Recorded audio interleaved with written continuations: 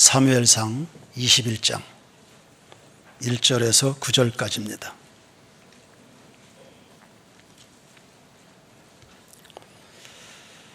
찾았으면 제가 봉독합니다. 다윗이 노베 가서 제사장 아히멜렉에게 이르니 아히멜렉이 떨며 다윗을 영접하여 그에게 이르되 어찌하여 네가 홀로 있고 함께하는 자가 아무도 없느냐 하니 다윗이 제사장 아히멜렉에게 이르되 왕이 내게 이를 명령하고 이르시기를 내가 너를 보내는 것과 내게 명령한 일은 아무것도 사람에게 알리지 말라 하시기로 내가 나의 소년들을 이러이러한 곳으로 오라고 말하였나이다.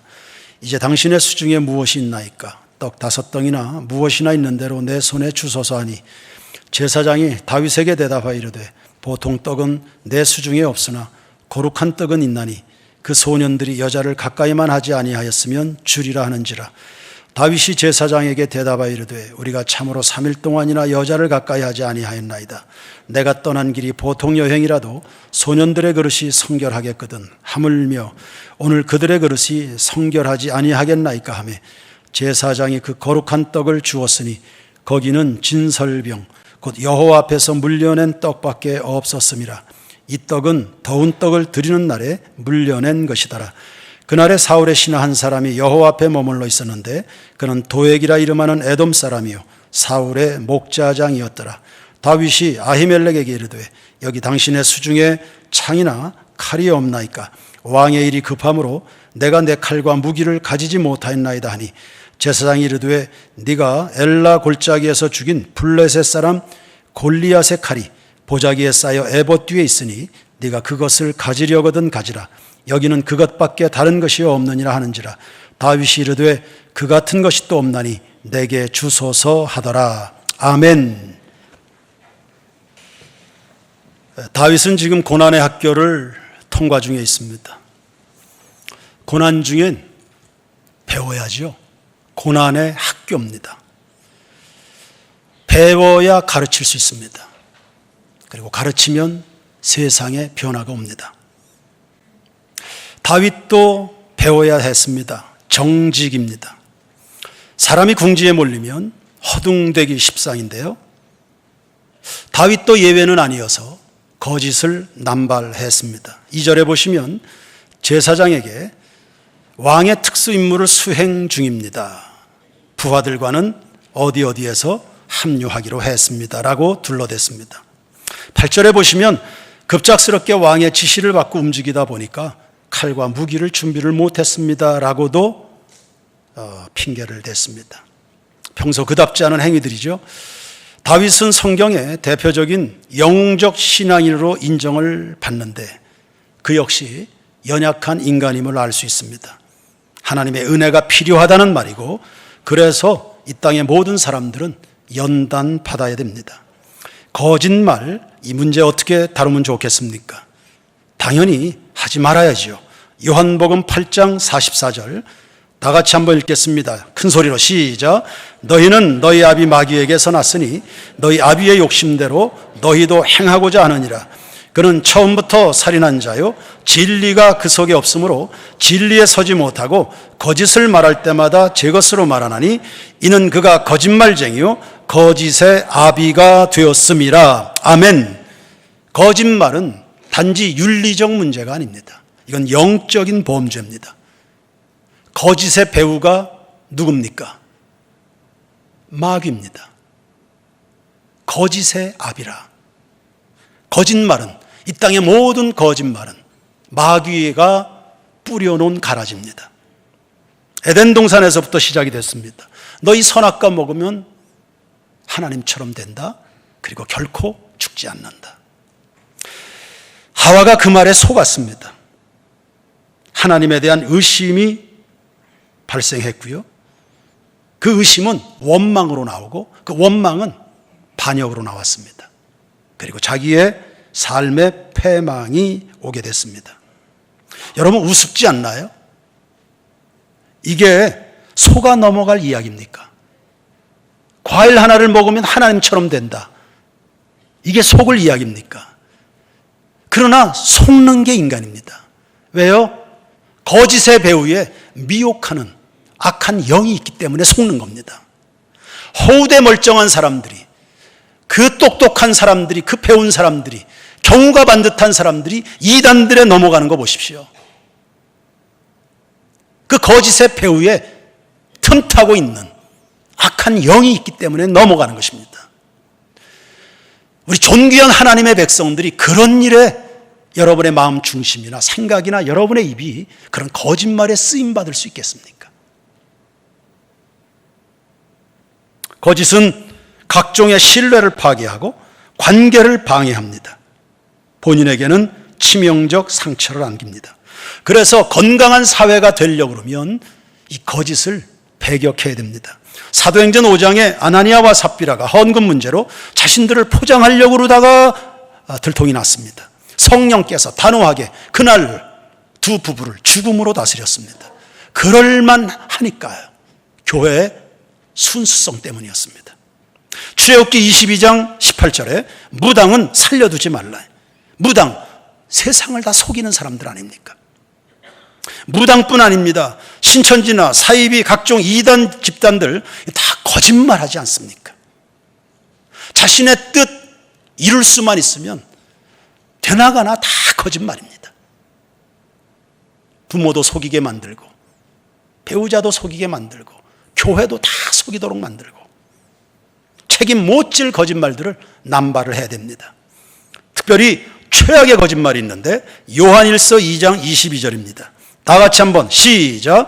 거짓말하는 자가 누구냐? 예수께서 그리스도이심을 부인하는 자가 아니냐? 아버지와 아들을 부인하는 그가 적그리스도라 했습니다.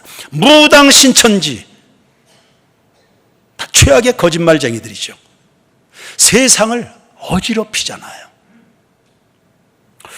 거짓말하는 사람들이 늘어나면 세상이 어둡습니다. 혼란스럽습니다. 정치인들이 거짓말을 밥 먹듯 하잖아요.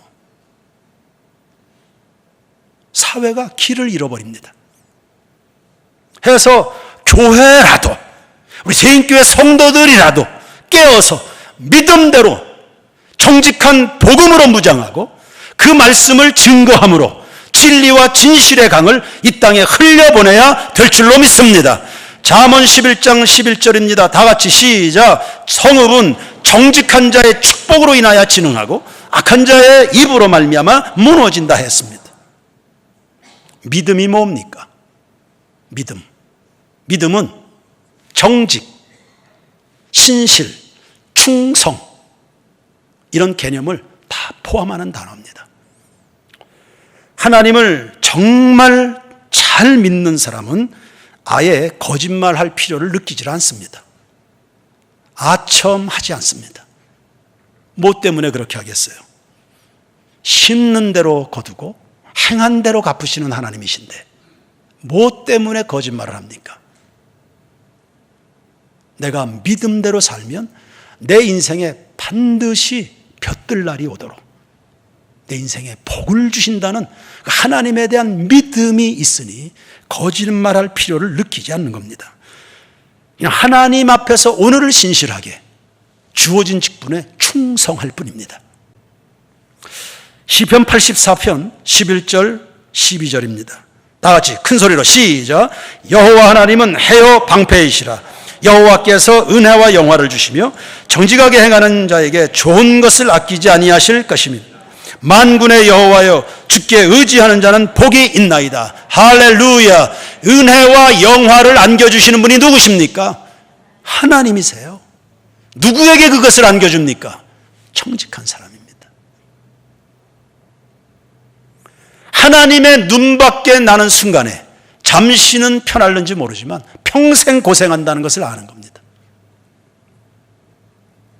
우리나라는 미신과 무당에 완전히 사로잡혔습니다. 칙칙하죠? 무당집들, 점치는 집들, 이런 집들이 자리한 동네들을 보면 대부분이 달동네입니다.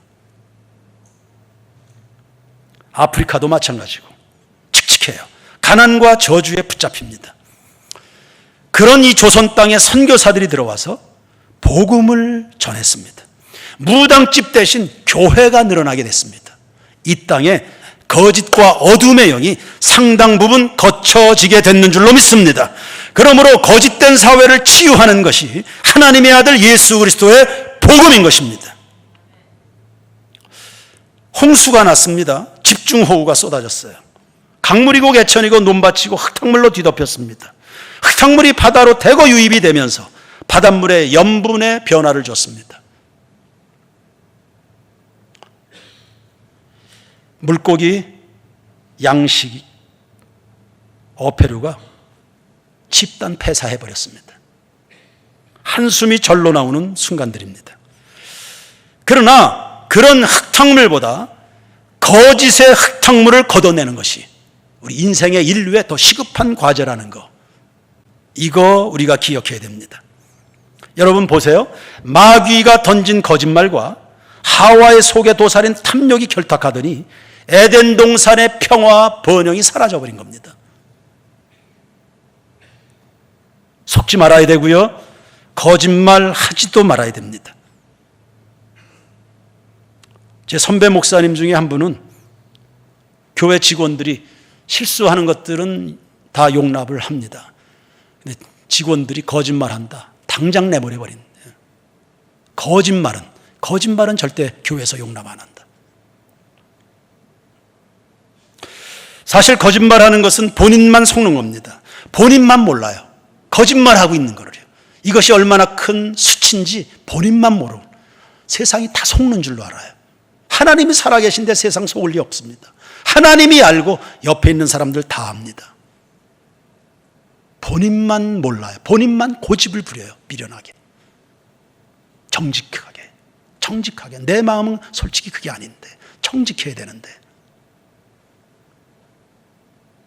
아히멜렉이 다윗에게 속은 게 아닙니다.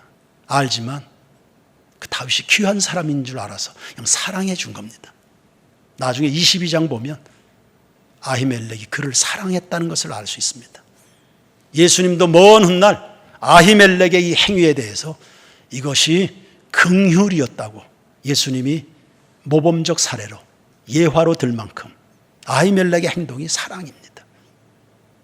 그럼에도 불구하고 넘어가주는 사랑, 그 사랑을 힘입어 우리가 살아가는데 계속 내 거짓말이 통하는 줄로 알고 하나님의 자비, 그것을 모욕하는 반복적인 거짓말, 그거 어리석은 겁니다. 디모데후서 3장 13절 이하의 말씀을 보시죠. 악한 사람들과 속이는 자들은 더욱 악하여져서 속이기도 하고 속기도 하나니 그러나 너는 배우고 확신한 일에 거하라.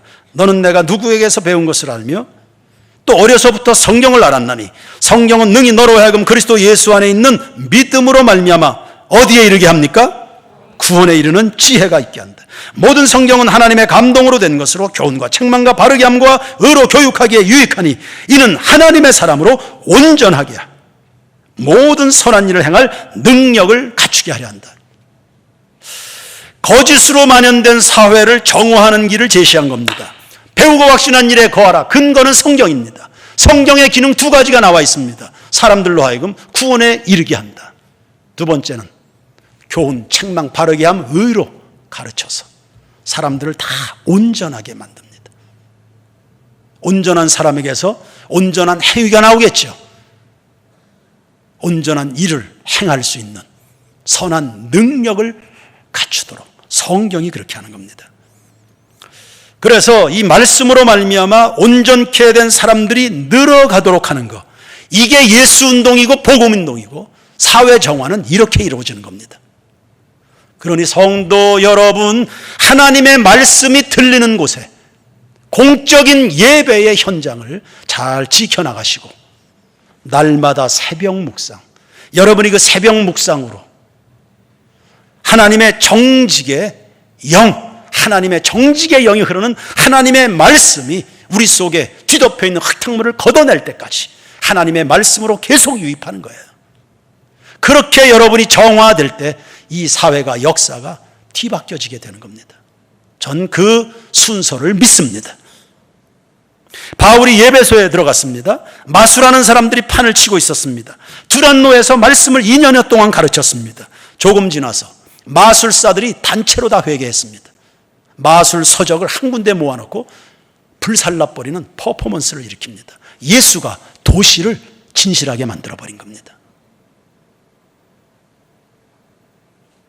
시편 19편 7절 이하의 말씀을 보시면 다윗의 기도입니다. 이거 말씀의 순기능을 확인할 수 있는데요. 한번 보시죠. 여호와의 율법은 완전하여 영혼을 소성시키며 여호와의 증거는 확실하여 우둔한 자를 지혜롭게 하며 여호와의 교훈은 어떻게 해요? 마음을 기쁘게 한다. 거짓말 해보세요. 불안하잖아요. 불안하잖아요.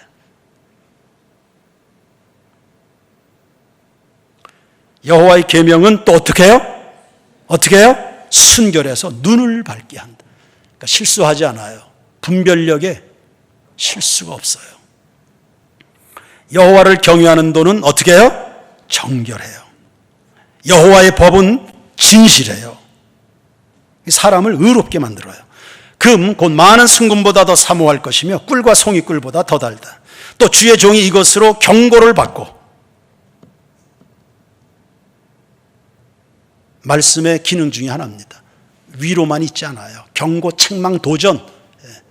그래서 마음의 아픈 곳을 도려내는, 이것으로 경고를 받고 이것을 지켜서 상을 받아요. 복을 받는다 이 말입니다. 자기 허물을 능히 깨달을 자 누구리요? 나를 어디에서요? 숨겨진 허물. 하나님 우리 중심 다 알고 계십니다. 내가 왜 이 말을 하는지, 내가 왜 이 행동을 하는지, 내가 왜 오늘 왜 이 어긋장을 내고 있는지 못 속입니다. 불쌍할 뿐이죠. 그 사람이 불쌍할 뿐입니다. 또 주의 종에게 고의로 죄를 짓지 말게 하사 그 죄가 나를 주장하지 못하게 하소서. 죄가 주장하는 게 아니라 성도 여러분, 하나님의 진리가 여러분들을 다스리게 되기를 주의 이름으로 축원합니다. 오직 주님만 날 다스려 주시옵소서. 그리하면 내가 정직하여 큰 죄가에서 바늘도둑이 소도둑되고 3살 버릇이 80살까지 정직. 교회학교 수련회, 여름 성경학교 정직을 훈련하고 배우면 큰 일들 저지르지 않습니다. 큰 죄가에서 벗어나겠나. 14절 다 같이 읽습니다. 시작. 나의 반석이시요 나의 구속자이신 여호와여, 내 입의 말과 마음의 묵상이 주님 앞에 연락되기를 원하나이다. 아멘. 나의 입의 말과 마음의 묵상이 주님께 연락되기를 원합니다. 뭔 뜻입니까? 예배하겠다. 내 삶이 예배가 되기를 원합니다. 그럼 앞에서부터 연결해 보십시오. 정직, 정결, 순결, 의롭고 진실하고. 그렇게 해서 결국은 하나님이 받으실 수 있는 참 예배자가 된다는 뜻입니다. 고난은 사람을 훈련하되 하나님을 알게 합니다. 사람이 하나님을 알면 알수록, 더 깊이 알면 알수록 진정한 예배자가 됩니다. 새벽 묵상을 해라. 성경을 읽어라. 말씀대로 진정한 예배자가 되라는 겁니다. 우리가 거짓된 예배자로 인생 살 때가 한두 번이 아닙니다. 세상 믿음 지키기가 점점 어렵죠. 여러분 난관에 직면하게 되면 둘 중 하나를 선택하게 될 겁니다. 적당히 타협하든지 고집스럽게 믿음의 가치를 붙들고 저 밑바닥에서부터 고생하면서 일어나든지. 타협하면 잠깐은 손쉬울 수 있습니다. 인생이. 그런데 떳떳하지 않아요. 평생 찜찜하고 뒷덜미가 당깁니다. 이게 종노릇하는 거예요. 그러나 당장은 힘들지만 정직한 믿음으로 가면 시간은 좀 오래 걸릴 수 있어요. 그러나 오직 하나님 한 번 붙잡고 일어나는 것이기 때문에 누구에게 신세질 것도 없습니다. 하나님의 은혜로 일어났으니까요. 하나님이 붙잡아 주셔서 복을 주셔서 일어났으니까 남들한테 신세질 것도 없어요. 눈치 볼 것도 없고요. 그래서 그 사람은 소식껏 행동합니다. 인생이 담대한 거예요. 결론은 하나님만 높일 수 있게 되는 겁니다. 이게 예배입니다. 지난 주일 저녁에 한기영 집사님이 간증을 했습니다. 목사의 아들로 자라나서 각양의 신앙 행위를 다 답습하면서 자라났다. 안 해본 것 없다. 교회에서 하라는 것은 뭐든지 다 하면서요. 그런데 이상하지요? 그렇게 자라난 40살 넘도록 그의 생활이 그로 하여금 정말 진지한 신령한 신앙인이 되도록 하지 못한 듯 보입니다. 그렇게 교회 안에서 자라났는데. 최근 부인 이신혜 집사가 죽을 고비를 넘기는 고난의 학교를 지나면서 비로소 하나님에 대한 재발견이 이루어졌습니다. 하나님의 절대성, 구원의 감격이 어떤 것인지, 내가 하나님의 백성으로 자녀로 살아간다는 것이 얼마나 이게 위대한 기회인지, 그리고 교회와 지체들에 대한 소중함, 참 고마움에 대해서도 눈을 뜨고,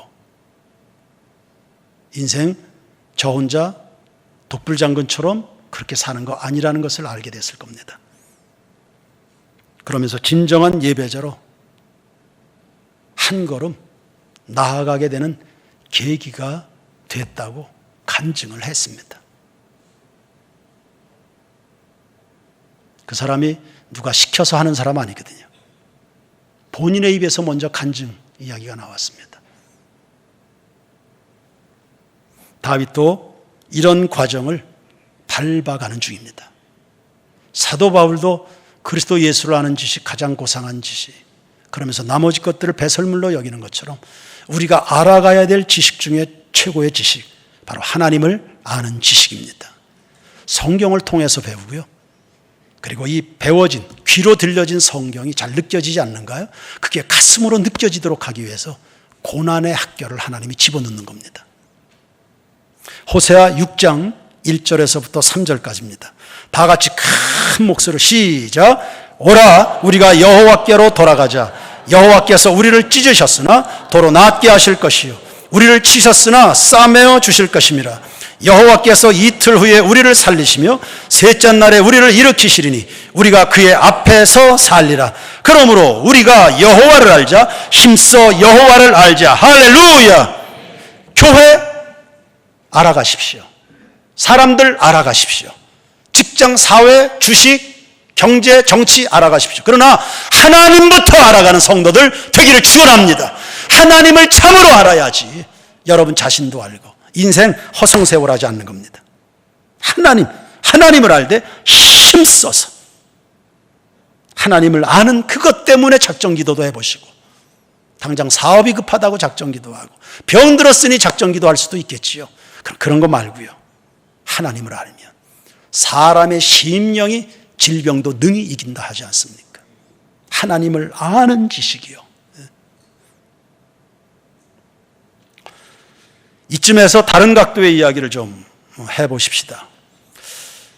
거짓말은 안 되는데, 하지 말라는데, 그럼 어쩔 수 없는 거짓말은 어떻게 합니까? 어쩔 수 없는. 살다 보면 그런 일들이 종종 일어나게 되지 않습니까? 그리고 많이 받는 질문입니다. 목사님, 그럼 어쩔 수 없는 거짓말은 어떻게 합니까? 어쩔 수 없는. 어떻게 하면 좋겠습니까? 이것도 속는 겁니다. 마귀는 늘 전공법으로 올 수도 있고요. 살짝 이렇게. 그래서 이 어쩔 수 없는 거짓말은 할 수도 있지 않겠냐, 그 생각은 대충 당장 때우고 지나가려는 사람들의 간교함에서 나오는 겁니다. 소위 상황윤리라는 겁니다. 이거 그리스도인들이 경계해야 될 빗나간 도덕 철학입니다. 이런 상황윤리는 세 가지 사상의 기초를 가지고 있습니다. 첫 번째는 실용주의입니다. 무엇이 진리냐 보다도 뭐가 당장 이익이 되는 것이냐를 따라 결정합니다. 두 번째는 상대주의입니다. 상대주의. 진리는 절대적입니다. 상황윤리는 진리를 가변적으로 적용하는 거예요. 상황 따라, 상대에 따라 다르게 적용합니다. 그럼 진리가 아니죠. 그럼 세상에 기준이 사라지고 혼란이 오는 겁니다. 세 번째는 동기만 선하다면 수단이야 그 정당화될 수 있는 거 아니냐, 이런 주장들입니다. 1966년에 조셉 플래처라는 사람이 새로운 도덕이라는 책을 쓰면서 이 상황윤리가 더욱 이제 주목을 받게 된 건데, 그 사람은 이런 예를 들었어요. 독일에 델트마이어라는 한 여인이 있었습니다. 전쟁통에 독일 여자입니다. 러시아군에게 포로로 잡혔습니다. 우크라이나의 한 수용소에 갇히게 됐죠. 남편은 또 어딘선가 잡혀가지고 또 어디 수용소에.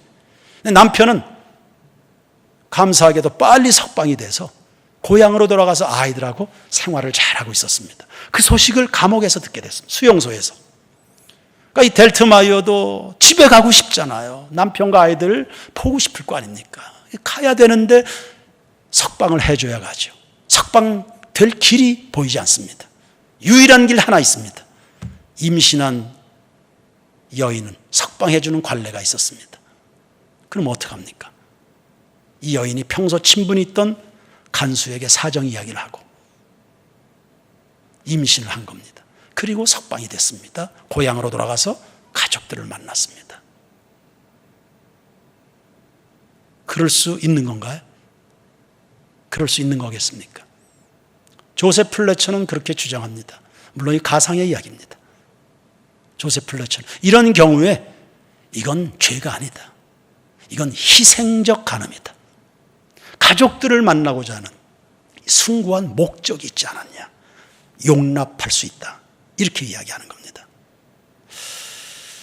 우리는 이것을 어떻게 이해하면 좋을까요? 우리의 행동은 우리가 가지고 있는 신관, 하나님에 대한 이해에서 결정이 됩니다. 여러분이 하나님을 어떻게 믿는가에 따라서 여러분의 행동이 결정된다는 뜻입니다. 그래서 순서를 보십시오. 사도신경. 우리가 무엇을 믿는가? 그 믿음에 따라 어떻게 행동할 것인가 십계명이 나오는 겁니다. 우리가 누구를 믿는가? 하나님을 어떤 분으로 믿는가? 사도신경이 바로 그겁니다. 난 이런 하나님을 믿습니다. 그래서 우리는 이렇게 행동합니다. 주기도문까지 가면 그래서 우리는 이런 나라를 꿈을 꿉니다.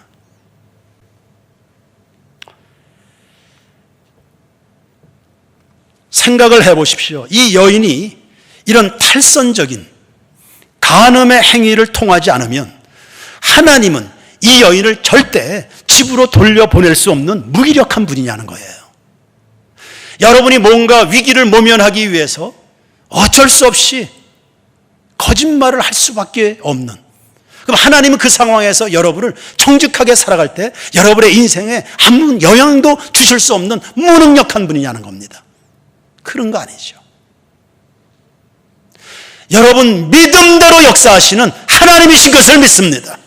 여러분이 말하고 생각하고 꿈꾸는 대로 여러분의 생을 그렇게 명예롭게 영광스럽게 위대하게 만들어주실 그 하나님을 믿으시기를 바랍니다. 코리텐붐 여사라고 화란에 아주 신앙의 어머니로 존경받는 여자입니다. 이 여인도 독일 사람들에게 무참하게 시달린 그런 여인입니다. 그런데도 전쟁이 끝난 다음에 자기를 그렇게 괴롭히는 원수 같은 독일 사람들에게 복음을 전하는 일에 헌신을 했습니다. 당대에는 아직 이 공산권의 세력이 꽤 강력했으니까, 그러니까 독일을 비롯해서 각 공산권의 나라들을 넘나들면서 복음을 전하고 많은 분량의 성경책을 보급을 했습니다. 어느 날인가도 기차를 타고 유고슬라비아 국경을 넘을 때였습니다.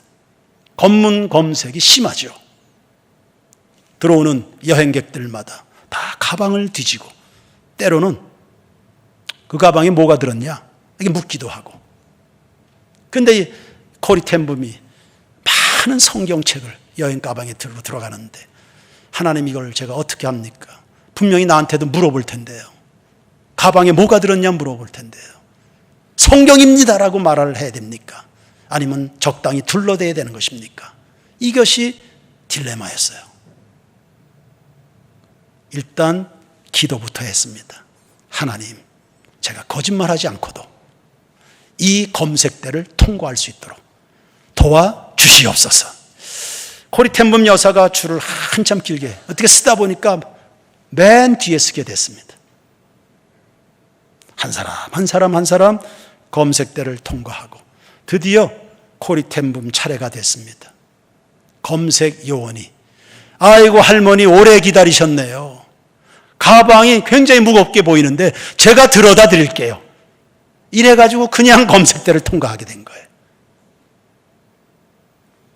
우리는 이렇게까지도 하시는 하나님을 믿는 겁니다. 이런 하나님을 믿는 겁니다. 그러니 하나님의 일하심이나 그분의 능력이나 그분의 마음, 여러분 결코 제한하지 않게 되길 바랍니다. 죽으면 죽으리이다. 죽으면 죽으리이다. 하나님이 일하실 수 있는 기회를 여러분의 믿음으로 내어드리는. 그래서 여러분들이 윤리 규범을 어기지 않고도 얼마든지 세상에서 믿음 지키며 다 살아갈 수 있는 겁니다. 세상을 혼란하게 만들지 마십시오. 명확하게 진리의 길을 걷는 우리 성도들 되기를 축원합니다. 다윗은 아히멜렉에게 적당히 둘러대는 거예요. 아히멜렉이 모를 줄로 생각을 한 거죠. 그리고 그렇게 말하는 것이 그냥 당장 피차간에 필요하다고 생각했을 겁니다. 그러나 앞서도 이야기했지만 아히멜렉은 모르는 사람이 아니었습니다. 결론입니다. 세 가지로 결론 전합니다. 첫째, 우리 세인교회 성도들은 어떤 경우에라도 타협 없이 하나님의 영광만 생각하기를 바랍니다. 두 번째, 하나님의 지혜를 구하셔서 모든 일에 실수하지 마십시오. 세 번째, 혹 여러분이 연약해서 넘어질 수 있겠습니다. 그러면 그때 솔직하게 그냥 잘못했다고 말하십시오. 이거는 그럴 수도 있다고, 이건 잘못이 아니라고, 남들도 다 그렇게 산다고 그렇게 우겨대지 마십시오. 우리 정상주 장로님은 법원에서 회생 절차를 담당하는 그런 업무를 담당하고 있습니다. 수백 건의 서류가 들어옵니다. 평생 법원에서 일했기 때문에 척 보면 압니다. 그냥 서류 한 장 보면. 그게 뭐 몇십 장, 몇백 장 페이지가 돼도 다 이 직관이라는 게 있습니다. 보면 다 나오거든요. 그러면 이 회생하는 사람들이 그냥 솔직하게 도와주십시오. 이렇게 하면 얼마든지 도울 수 있는 방법이 있는데 이렇게 저렇게 둘러대고 거짓말에다가 막 가짜 서류들 막 해가지고 그럴 필요가 없는데요. 저희도 뭐 세 번째 예배당을 건축을 했습니다만 예배당 질 때마다 이 법규 지켜서 하는 게 물론 그렇게 쉽지는 않습니다. 해당 관청에서 검열을 나옵니다. 솔직하게 이야기하죠. 이게 짓다 보니까 이렇게 됐는데 법이 허용하는 범위 안에서 당신이 좀 도와주실 수 있으면 도와주십시오. 솔직하게 이렇게 이야기합니다. 나중에 직원으로부터 이런 이야기를 듣게 됐습니다. 목사님, 우리 그 직원이 세인교회에 나갔었는데 그때 정해진 목사님이었습니다. 목사님이 이제 교회 이제 당직하다가 검열 나오니까 이제 이렇게 가이드를 이렇게 했는데 직원이 참 고맙다고 합니다. 교회 목사님이 아주 친절하고 공손하게 잘 이렇게 안내했다는 거예요. 아니 뭐 당연히 그렇게 해야 되지 않습니까? 그랬더니 아니래요. 자기들이 여러 교회들도 다 실사를 나가보지만 모든 교회가 그렇게 하는 거 아닙니다. 어떤 교회는요, 우리만 그러냐, 남들도 다 그렇게 하는데, 그러면서 오히려 막 따지고 대들고 그렇게 한대요. 그러면서 오히려 고맙습니다. 우리 직원을 친절하게 대해주셔서 고맙습니다. 다시 정리합니다. 하나님의 영광만 생각하셔서 진리의 길을 걸어가셔서 여러분들로 하여금 진실의 강물이 흙탕물을 뒤덮을 만큼 그렇게 흘려보내는 축복된 저수지들이 되기를 축원합니다. 두 번째는요, 하나님의 영광과 더불어서요, 우리의 삶 전체가 하나님 앞에 조금도 실수함이 없도록 순간순간을 지혜를 구하는 성도들이 되시고, 세 번째는요, 잘못했다고 말하시면 됩니다. 다시 한번 기회를 주십시오. 하나님은 삼손에게도 기회를 주시지 않습니까? 다윗도 기회를 얻어서 인생이 회복이 됐습니다. 하나님 앞에 다윗이 그렇게 기도했습니다. 하나님, 내 안에 정직한 영을 새롭게 하옵소서. 정직한 영을 창조하옵소서. 그래서 회복된 내 모습으로 인해서 수많은 범죄자들을 주님께로 돌이킬 수 있도록 제가 가르치겠습니다. 배워야 가르치는 겁니다. 잘 배우셔서 세상을 진리로 가르쳐 나가는 세인교회 교우들 되기를 주의 이름으로 축원합니다. 축원합니다. 찬양합시다. 오늘 이 하루도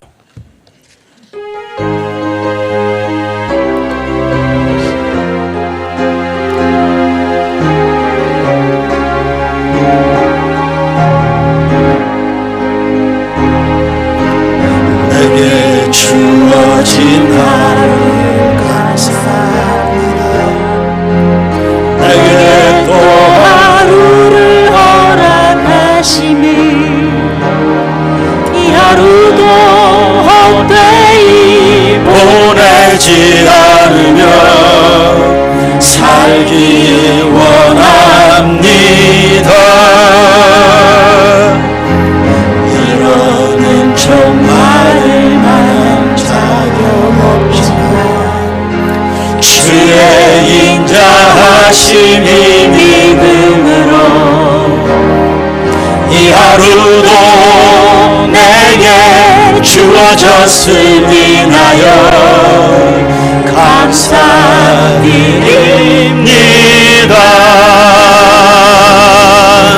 이 하루도 정직하게 하소서.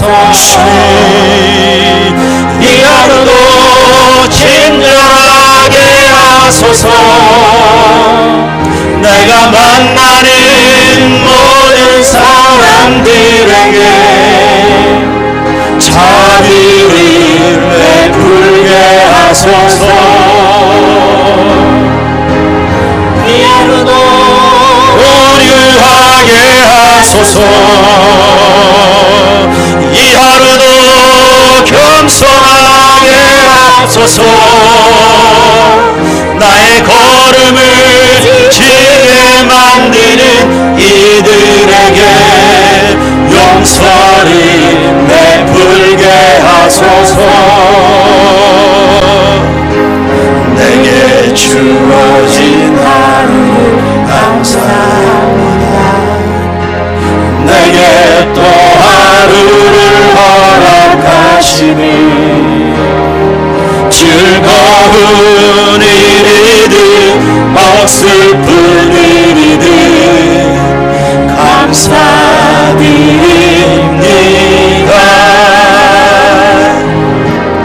비록 이 하루가 나를 물린다 해도 원망에 난 품지 않을 이유니 나의 주님이 모든 일을 주관하셔서 선을 이루심이라. 이 하루도 평화롭게 하소서. 이 하루도 강건하게 하소서. 험한 폭풍이 몰아치는 중에도 평강을 누리게 하소서. 이 하루도 성실하게 하소서. 이 하루도 순종하게 하소서. 나의 마음을 기쁘게 만드는 이들에게 은총을 베풀게 하소서. 이 하루도 정직하게, 이 하루도 정직하게 하소서. 이 하루도 친절하게 하소서. 내가 만나는 모든 사람들에게 자비를 베풀게 하소서. 하소서. 이 하루도 화려하게 하소서. 이 하루도 겸손하게 하소서. 나의 걸음을 지치게 만드는 이들에게 용서를 베풀게 하소서. 이 하루도 평화롭게, 이 하루도 평화롭게 하소서. 이 하루도 강건하게 하소서. 험한 폭풍이 몰아치는 중에도 평강을 누리게 하소서. 이 하루도 성실하게 하소서. 이 하루도 순종하게 하소서. 나의 아픔을 아프게 만든 이들에게 은총이 베풀게 하소서. 행복을 빌게 하소서. 축복을 베풀게 하소서. 찬양의 가사가 우리의 가슴을 때리네요. 내게 주어진 하루를 감사합니다. 하나님이 선물로 주신 이 하루를 거짓말이나 위선으로 물들여 갈 수 있겠습니까? 하나님이 선물로 주신 오늘 하루입니다.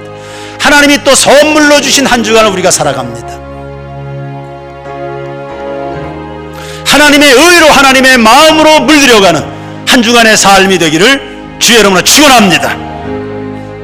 우리의 가정에서, 어쩜 우리 세인교회에서 예배하면서 이 모양 저 모양으로 순종하고 봉사하고 충성하는 많은 성도들 다 정직하게 하나님 앞에 서게 하옵소서. 정직의 영이 흐르게 해 주시옵소서. 세상을 치유하고 변화시켜 나가는 진리의 강물로 충만케 해 주시옵소서. 내 심령이 정직의 저수지가 되게 하시고 우리의 가정과 세인교회 공동체가 더 정직의 강물로 넘치게 해 주시옵소서. 나라와 민족을 위해서 여러분 기도해 주시고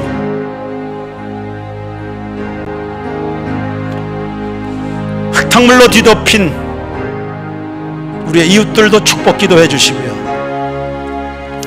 어제 코로나 환자들이 수십 명이 발생한 용인 제일교회, 용인 우리 제일교회 전화를 걸었습니다.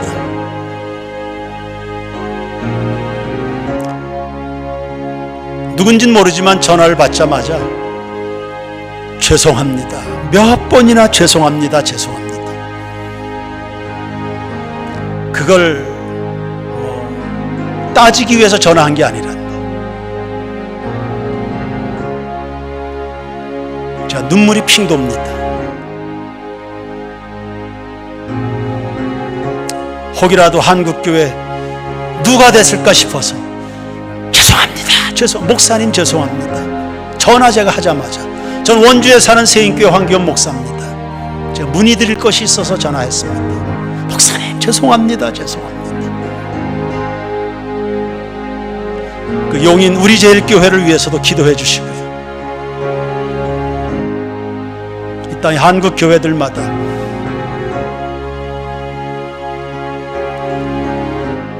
혹이라도 복잡한 일들로 인해서 상처와 고통당하는 일이 없도록 한국 교회를 위해서 여러분 기도해 주시길 바랍니다. 그리고 여러분 각자 안고 있는 개인의 기도의 제목을 따라서 다 같이 우리 주여 한번 부르짖고 기도하겠습니다. 주여, 하나님 아버지, 이름만 몰라요. 아버지, 살아요. 주님, 세계 모든 교회들마다 마찬가지입니다. 우리 세계 모든 성도들 한 사람 한 사람, 장로들도 권사들도 장립 집사들도 구역장들도 교구장들도 교사들도 부모들도 아이들도 교회학교 아이들도 우리 모두를 정직의 영으로 붙잡아 주시옵소서. 내 안에 정직한 영을 새롭게 해주시옵소서. 하나님 앞에 정직함으로, 하나님 앞에 정직함으로, 하나님 앞에 정직함으로, 나의 연약함 앞에 정직함으로, 나의 부족함 때문에 정직함으로, 아버지 나의 교만 앞에 정직함으로, 나의 열등감으로 말미암아 정직함으로, 아버지 나의 실패 때문에 하나님 앞에 정직함으로 고난을 통해서 배우게 하옵소서. 고난을 통해서 배우게 하옵소서. 아버지 하나님을 아는 지식에 늘어가게 도와주셔서 내 영혼에 담대함이 있게 하시고 진정한 예배의 자로 서게 하시고 내 예배 생활에 발전이 있게 하옵소서. 주님, 우리 모든 교우들 사명을 따라 정직하게 하시고 의롭게 주시옵소서. 모든 교만과 위선을 벗어버리게 하시고, 오 주님, 가정에도 정직이, 교회학교 모든 아이들의 심령에 정직의 영이 흐르게 도와 주옵소서. 아버지 내 안에 정직한 영을 새롭게 하옵소서. 내 안에 정직한 영을 새롭게 하옵소서. 내 안에 정직한 영을 새롭게 하옵소서. 내 안에 정직한 영을 새롭게 하옵소서. 그리하시면 내가 범죄자들로 하여금 가르쳐 하나님 앞에 돌아오게 만들 것입니다. 주님, 이 나라의 민족도 불쌍히 여겨주시고 용의 우리 제일교회와 그 성도들도 불쌍히 여겨주시고 아버지의 모든 상처와 고통과 이 낮아짐을 잘 짚고 일어나 아버지 교회 본래 기능을 잘 수행할 수 있도록 주님 은총을 베풀어 주시옵소서. 이 나라의 민족 가운데도 역사하시고 정치인들을 비롯해서 모든 위정자들 아버지여 정직하게 하나님 앞에 정직하게 하나님이 허락하신 선물로 주신 내게 주어진 하루하루 아버지여 거짓과 위선으로 교만으로 어긋장으로 그렇게 아버지여 물들어가는 일이 없어야 되겠습니다. 밝고 순결하게 의롭게 그렇게 세상을 만들어가는 교우들이 되게 주시옵소서. 주님, 평생 배우겠습니다. 하나님을 더 깊이 배우겠습니다. 나를 배우고 가족들을 배우고 이웃을 배우고 역사를 배우고 민족을 바라보는 시선을 배워야 되겠습니다. 우리의 행동, 우리의 생각, 마음속에 숨은 그리고 움츠러들어 있는 그 마음들, 오 주님, 하나님 보시기에 합당한 것들이 되도록 하나님 앞에 정직함으로 내보이겠습니다. 우리를 진리로 다스려 주시옵소서. 진리의 강물이 되게 하시고 진리의 저수지가 되게 하셔서 온 세상을 진실의 도시로 세상으로 민족으로 바꾸어가는 거룩한 하나님의 자녀 공동체 되게 하옵소서. 혹 아직 회개하지 못한 숨은 거짓들이 있었다면 오늘 이 시간에 다 회개합니다. 내려놓습니다. 십자가에 못 박고 주님으로 다시 태어나고 싶습니다. 하나님 우리를 그렇게 만들어 주시옵소서. 다시는 마귀의 놀이개가 되지 않겠습니다. 마귀에게 놀아나는 일이 없어야 되겠습니다.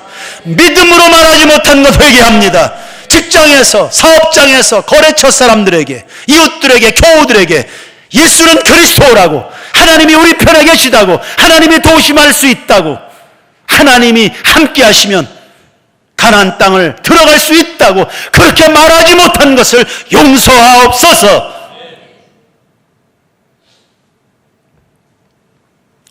하나님이 복의 근원이시고 심은 대로 거두게 하시고 행한 대로 갚으시는 하나님이심을 믿습니다. 그 하나님 앞에서 정직하고 의롭게 살아 결코 세상에 사람들에게 신세질 것도 없고 눈치 볼 것도 없고 아첨할 필요도 없이 담대하고 강하게 살아가는 용사들이 되게 하옵소서. 교회 학교 아이들에게 그런 은혜가 흘러가야 되겠고요. 중고등부 수련에 남겨져 있습니다. 한 건의 안전사고 불미스러운 일이 없도록 은혜 충만한 가운데 정직으로 훈련되는 아이들이 되게 하옵소서. 한국교회 전체는 물론이고 우리 세인교회 역시 세상의 불미스러운 일들로 인해서 어려움 당하는 일이 없도록 주님께서 보혈로 덮으시고 성령으로 울타리 되어 주시옵소서. 하나님께로부터 선물 받은 또 한 주간을 살아갑니다. 우리에게 선물로 주어진 또 하루를 살아갑니다.